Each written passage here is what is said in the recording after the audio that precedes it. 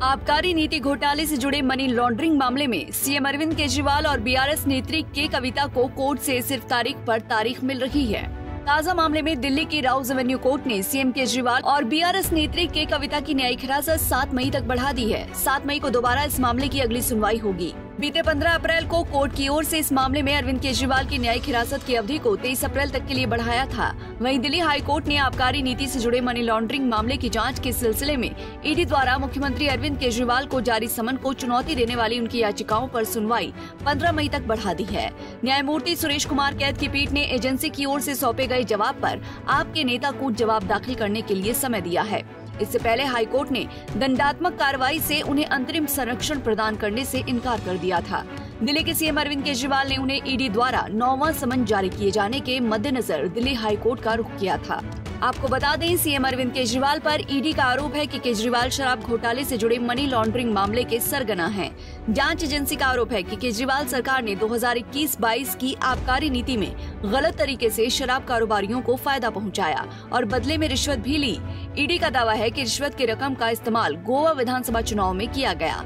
हालांकि आम आदमी पार्टी और दिल्ली सरकार की ओर से हर बार इन आरोपों को झूठा बताया गया है। आम आदमी पार्टी की दलील है कि केजरीवाल के अच्छे कामों को रोकने के लिए बीजेपी की अगुवाई वाली केंद्र सरकार उनके बड़े नेताओं को झूठे मुकदमों में फंसा रही है। के कविता, जो तेलंगाना के पूर्व मुख्यमंत्री के चंद्रशेखर राव की बेटी हैं, उन्हें मनी लॉन्ड्रिंग के आरोप में ईडी ने 15 मार्च को हैदराबाद में उनके आवास से गिरफ्तार किया था। कविता ईडी और सीबीआई की तरफ से दर्ज दोनों मामलों में न्यायिक हिरासत में है। एजेंसी ने दिल्ली की राउज एवेन्यू कोर्ट में अर्जी दाखिल कर मामले में कविता को गिरफ्तार करने की इजाजत मांगी थी। गिरफ्तारी के बाद के कविता ने बीजेपी पर आरोप लगाते हुए कहा कि ये सीबीआई की हिरासत नहीं बल्कि बीजेपी की हिरासत है। भाजपा जो बोल रही है, अंदर से सीबीआई वही पूछ रही है।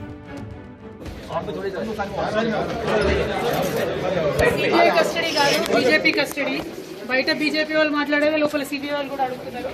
అడిగిందే అడుగుతున్నారు. 2 నెలల నుంచి నథింగ్ న్యూ.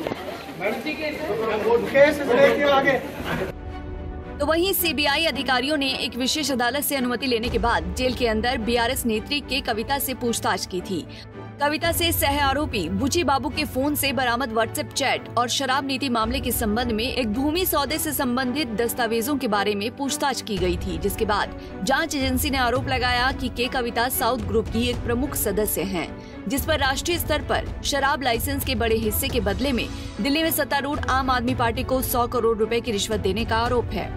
अदालत का ये फैसला आम आदमी पार्टी के राष्ट्रीय संयोजक केजरीवाल की उस याचिका के खारिज होने के एक दिन बाद आया है, जिसमें उन्होंने अपनी पत्नी सुनीता केजरीवाल की उपस्थिति में अपने डॉक्टर के साथ रोजाना 15 मिनट के चिकित्सीय परामर्श की अनुमति देने की मांग की थी, जिसके बाद दिल्ली की अदालत ने निर्देश दिया कि उन्हें आवश्यक चिकित्सा उपचार प्रदान किया जाए और साथ ही तिहाड़ जेल के अधिकारी एम्स निदेशक की तरफ से गठित एक मेडिकल बोर्ड को नियुक्त करेंगे, जिसमें एक एंडोक्रिनोलॉजिस्ट और एक मधुमेह विशेषज्ञ शामिल होंगे। आपको बताते चले, आज अरविंद केजरीवाल को इंसुलिन भी दी गई है। जहां एक तरफ देश में चुनावी बिगुल बज चुका है, तो वहीं कथित शराब घोटाला मामले में आम आदमी पार्टी के प्रमुख सीएम अरविंद केजरीवाल और बीआरएस नेत्री के कविता को कोर्ट से कोई राहत नहीं मिल पा रही है।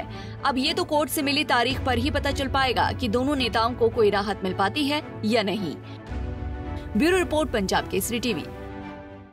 हमसे जुड़े रहने के लिए हमारे YouTube चैनल को सब्सक्राइब करें और नई वीडियो की नोटिफिकेशन के लिए बेल आइकॉन को दबाएं।